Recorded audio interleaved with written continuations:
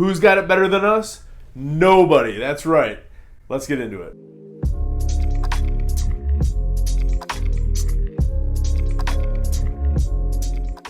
Hey guys, how you doing? Derek here from M1 Realty. I'm the broker owner, founder of the company. Started in 2014, just myself and a laptop up on the third floor of an office building here in Ferndale.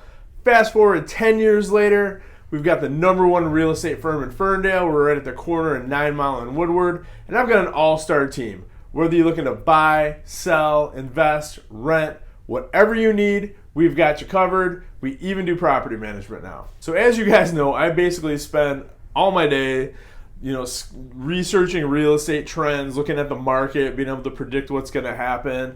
And even I was taken aback by this article that came out yesterday showing that out of the entire United States, as far as like year over year appreciation on prices in real estate, Detroit was #1 out of the entire country. It's been kind of shocking because for almost a year and a half, like every single month, Miami, Florida has been the #1 market in the United States for year-over-year appreciation.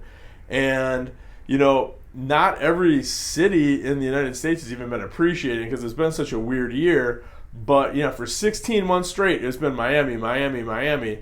And the November 2023 numbers just came out. That's the most recent stats they have.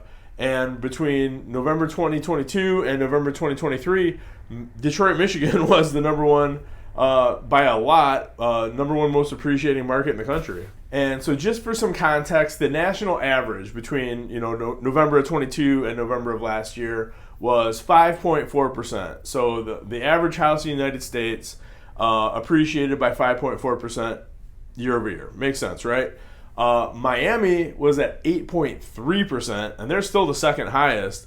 But Detroit, Michigan came in at 9.2%. So we blew everybody else out of the water for the month of November anyway, because we've appreciated that much just in the course of a year, and that's with the interest rates that we've been having that are super high. I mean, they've come down quite a bit, but as of November, they were still touching 8%. Like early November anyway, they were still like high 7s at the very least. And I mean, they're coming down now, but it's kind of shocking to see that we were like that much more than the rest of the country. And like I mentioned, some cities actually depreciated over the course of the year, like San Francisco. In that same span, the average price went down 2.5%. And I know you're thinking like, well, that's not great news, is it? I mean, I'm thinking about buying a house. Like if you're looking to sell a house, that's awesome, right? But hey, I'm thinking about getting my pre-approval and buying my first home or buying an investment property or whatever the case may be. That's not what I wanted to hear. Well, I'm not going to make this video without having somewhat of a silver lining for you. So here it is. You ready for the good news? So even though our market was the #1 in appreciation year over year, we're still, out of the 20 largest metropolitan markets in the United States, we are still the most affordable one. For example, the average single-family home that sold in Metro Detroit in November of 23 sold for $239,000. That's the average sale price for your typical single-family home. You put that same house in Miami, Florida, you're going to pay $550,000 for it. So to put that into context, if you're pre-approved, you're an FHA buyer, or even conventional, you're buying your first home, you can actually afford a house in Detroit on an average entry-level salary, whereas you can't do that in Miami, and that's the truth for most of the rest of the country. I mean, there's certain, obviously, other cities where that won't be a problem, but we're talking like major metropolitan areas. Almost all of them have a much higher price point than Detroit. And let's break that down even further. If you are looking to, say, purchase an investment property on a mortgage and you're going to turn around and rent it out. So, for $239,000, let's say, we'll use St. Clair Shores as an example, because you can definitely get a 3-bedroom single-family home in the Shores for about $240,000, have it be move-in ready. You're going to turn around, you're going to be able to rent that house for about $1,700 to $1,800 a month. You take that same house and you plop it in Miami, where you're paying $550,000 for it. I mean, I'm not an expert in that market, but I find it very hard to believe you're going to be able to, even though now you're paying double for that same house, I don't think you're going to be able to rent it for double the amount. I don't think people are spending $3,600 a month to rent a 3-bedroom home. I mean, at least I hope not. If you are, give me a call and you're living in the wrong city. But, I mean, the cap rate is still much more advantageous in our market than it is in most of the rest of the country. So now that we've broken that down, let's talk about what happens moving forward. And let me preface this with the fact that I don't have a crystal ball. I don't know exactly what's going to happen, but I've spent 20 years really drilling down into our market, looking at trends, looking at a bunch of different variables. So I'm pretty confident I know what to expect moving forward into the spring and summer. And I'm hoping this trend holds out.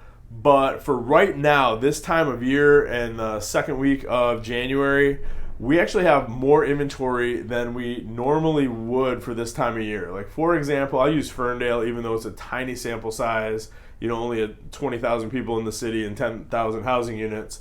But as of right now, there's 47 active listings on the market in Ferndale, whereas, this time of year, usually, it wouldn't be uncommon to see the inventory level be in the teens or the low 20s. So we've got almost double what we would have for this time of year. This, like I said, it's just one example. St. Clair Shores would be an example the other way around. Like right now, there's 63 single-family homes on the market in the Shores. There should be closer to 85 or 90 right now. And in the peak of the summer, there should be almost 200 on the market. I don't know if we're going to get there. We certainly didn't in 2023. But, that's one of the things that I always keep an eye on. But generally speaking, we've got a decent amount of inventory going into the spring. We got a ways before we really hit selling season. But things seem like they're picking up a little bit faster than normally they would this time of year.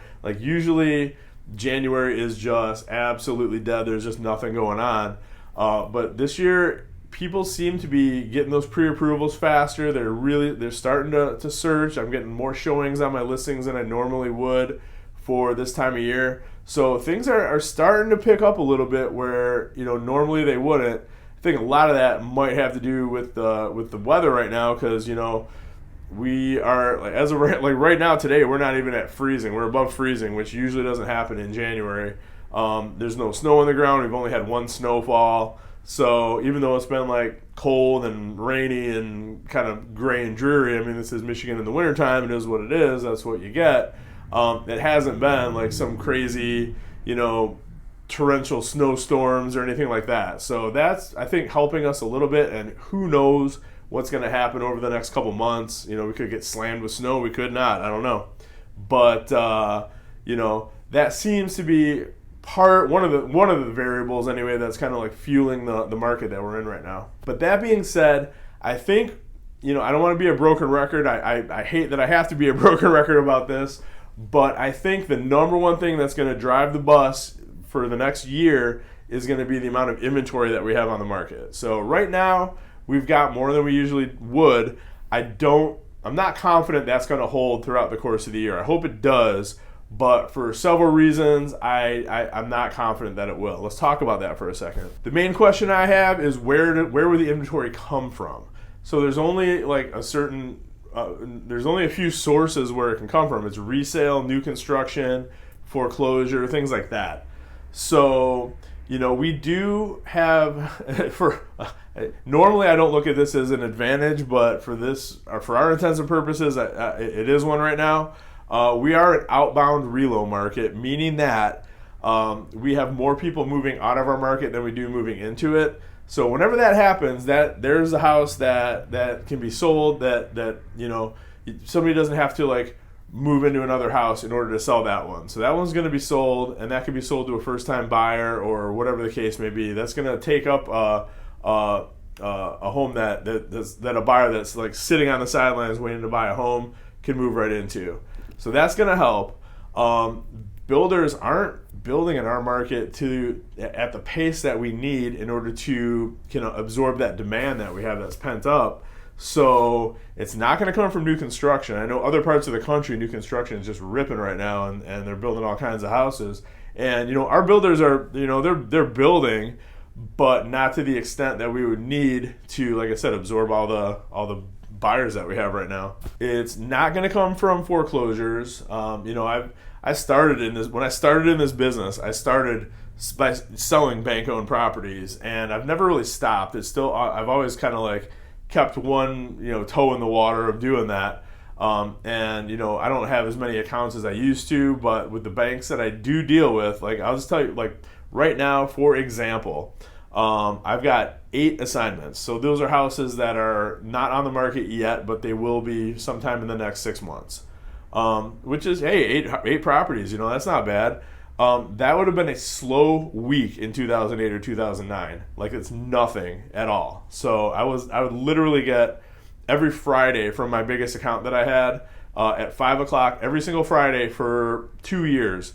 They would give me anywhere from 10 to 15 new assignments every single week. And that's just one of the banks that I dealt with. So, for example, in 2009, I sold 109 homes that year. 107 of them were foreclosure listings. So that's that's one extreme, and now we're at the other end of it. So there are more. There's going to be foreclosures hitting the market that there weren't for the past couple of years, but it's not going to be anywhere near the number that we need to absorb that demand either. Short sales aren't really a thing in our market right now just because everybody has equity, so they're not going to come from short sales. There's a few bank-owned properties. There's a few new construction homes being built. So the rest of that's going to come from resale, which doesn't really net us enough houses that we need because most of those people, I think the majority of the conversations that I had over the past 12 months with people where they wanted to buy or sell, but they weren't going to. They're sitting on the sidelines. The number one, the most common people that brought up interest rates were the people that wanted to sell a house, not the people that wanted to buy one. So now that rates are coming down, people are getting ready. They're going to be selling their homes. I wouldn't want to trade in a 2% interest rate for an 8%. But if I hated my house, I can see trading in my 2% for a 5.8, knowing that I can refinance down the road when they drop down, or a 6.2, something like that, kind of where we're at right now. So, that's going to be a source of new properties. But generally speaking, anybody that's selling that house has to buy another one. So it's not going to net us the inventory that we need. So we're going to have a little bit more inventory than we have had, but it's just not going to be enough. So I don't think we're going to run into a situation like we had. Like it wasn't so bad last year, but 2 years ago was insane when the rates were super low, where we'd have 15 offers on each listing and people just pulling out all the stops and just having to waive inspections and do appraisal guarantees and do all kinds of this crazy stuff that just hurts them as a buyer. In order just to get a house. I don't think we're not going to see that. I don't think, but there's probably going to be more multiple offer situations than not for homes that are on the market. That's just going to be the reality of the next year. So that combination of people coming in off the sidelines, all that pent up demand that we have, plus a lack of inventory to put everybody in a house that wants to be in a house, plus lower interest rates, I think it's just going to drive the prices up. I mean, I don't know that it's going to double, but if we're at 9.2% right now, year-over-year appreciation, we'll definitely be in double digits in 2024, simply because the rates will be down and the prices are going to come up as a result. And this is nothing new. I've been talking about this for a long time on this channel, but now we're here. So I think that's what we're going to start seeing. Probably, we got a couple months, but we're going to start seeing that before too long. So what's my advice for right now? Well, if you're looking to buy a home, right, if you're, a first-time buyer or whatever the case may be, you're thinking about buying sometime this year now that rates are coming down, maybe thinking about getting that pre-approval and starting to kind of really kind of drill down on what you're looking to do. I might start that search a little bit earlier than you wanted to. And I'll tell you why. Simply because right now is the most favorable market I've seen for home buyers in a couple of years. Right now, like I said, we've got more inventory than we normally would this time of year. There is some demand. There's other competition. There's buyers that are looking, but not nearly as many as we're going to have in 4 or 5 months, when we get into April, May, June, and it really, really heats up, and everybody's looking to buy a house and get their kids in, the new house before school starts and all that stuff that happens every year. We're not to that crazy part yet. So right now, we've got more inventory. Rates are down a lot. They're down about 2% from the peak, and the peak wasn't that long ago. We're talking like 2 months ago, about 9 weeks it's been since we hit about 8%. And now we're down into the low to mid sixes, which is, not ideal, but it's a whole lot better than it was. So we got more inventory, rates are coming down, and they're trending in the right direction. I think we're going to see rates keep decreasing throughout the entire course of the year. So that's just going to be, as they get down, that's more buyers that are jumping into the market. I think I saw some statistic, I can't remember exactly what it was, but for every like half a point that mortgage rates come down, like 50,000 new home buyers jump into the market. So that's kind of what we're going to be dealing with. But as of right now, more inventory, low rates, prices have stabilized just because of the time of year, and there's not that much pressure from buyers right now. So there's even a couple cities where month over month the average sale price has come down. Not everywhere, obviously, but there are a few cities here, but for the most part, we're not seeing like crazy appreciation at the moment. So if I was going to buy a house this year, I would do it now. I'd just get it out of the way and just get something locked in right now before you have to jump into a multiple offer situation. Just anecdotally, the houses that I have on the market, all my active listings right now, I think I had showings on every house I had on the market today. But it's not like I have, 6 offers coming in on a house, where that's not, it'll get to that point, but it's not there yet. So, for that reason, I wouldn't waste time. I wouldn't wait till spring or summer. I would jump on a house right now, just get it done. And that way you're going to beat the rush that's going to be coming. And then you can always refinance when rates go down even more. And for my investor clients, if you're looking to invest in a property here, especially if you're looking to rent, it's not as, critical of a situation right now, because generally speaking, like most of the investors that I work with are not buying $240,000 homes. We're buying like $140,000 homes, and there's still a ton of those. I mean, there's going to be a bunch of those hitting the market, and even stuff that's move-in ready, like that doesn't need a ton of work, there's an opportunity. There's always going to be that opportunity there in this Metro Detroit market. So, the cap rate, like the amount of rent you get per square foot in our market for the prices is just advantageous. That's not going to be going away anytime soon. So I wouldn't worry about it as much. There's always going to be houses throughout the year that we can find for investors. But I'm talking like somebody that's looking for their starter home or trade up home or whatever. I would jump in now rather than later for all the reasons I just talked about. And if you guys have any other questions about this or anything else, you can always reach out to me directly at 586-491-5622. You can also reach me at 248-561-6155. Call or text either one of those numbers. Email me at dwerenka@m1realty.net. You can also reach me at Facebook, Instagram, Twitter, LinkedIn. I'm on it. I respond quick, and I will always get back to you with accurate information. So thank you so much, guys, for watching this. Truly appreciate it. We'll see you next week. If there's anything I can do for you in the meantime, just reach out. Thanks so much, and have a great one.